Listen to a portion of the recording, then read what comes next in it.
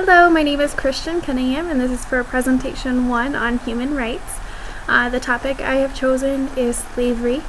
Now that is listed as Article 4 on the Universal Declaration of Human Rights. That states that no one shall be held in slavery or servitude. Slavery and slave trade shall be prohibited in all their forms.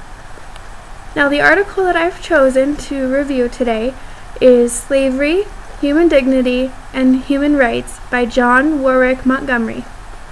In the article, the author first discusses his time as a professor 25 years ago and using the term slave for a student who would grade his papers, and how he reflects back on that time and how slavery wasn't really taught to be as sinister as it is taught today, therefore making the word slave more offensive now than it was ever. John Warwick Montgomery discusses the Universal Declaration of Human Rights and his attitude towards slavery. In 1957, the Slavery Clause was then expanded to a more in-depth definition of slavery, stating that the victims of slavery can be men, women, and children of all ages and backgrounds, and slavery can come in many different forms, and we'll discuss those just now. John Warwick then gives examples of modern-day slavery that were found in the London Times article that was written around this time. Some include that in Thailand, women and children are forced to work as sex slaves for tourists. In Brazil, families are lured into the rainforest and forced to burn down trees into charcoal at gunpoint.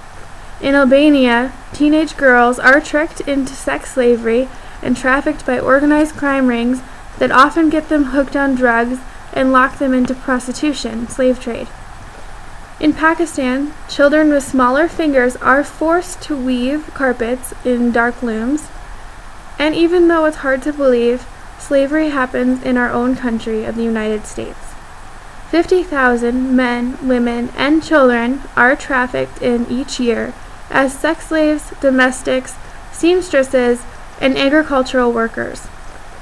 Montgomery then moves to his second point, which talks about morality views around the world about slavery.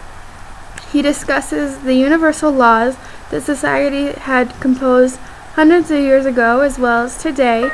Some examples are ancient Rome, Imperial Russia, Germany, and also the Enlightenment period in America. They all address slavery and the treatment of man and how all men are equal. He states that the idea of slavery conflicts with many of those laws and guidelines today. The article then speaks of Thomas Jefferson and how a respectable man he was as one of our four founding fathers. Montgomery states that Jefferson himself had owned slaves, yet had known it was a hideous evil, as Jefferson had put it. So the question is, why does slavery still exist if it's known as awful as and evil as it is today? This article discussed some of the main reasons as why it exists. Status and power, as well as money being a driving factor, are the main reasons that it could have existed, and still does.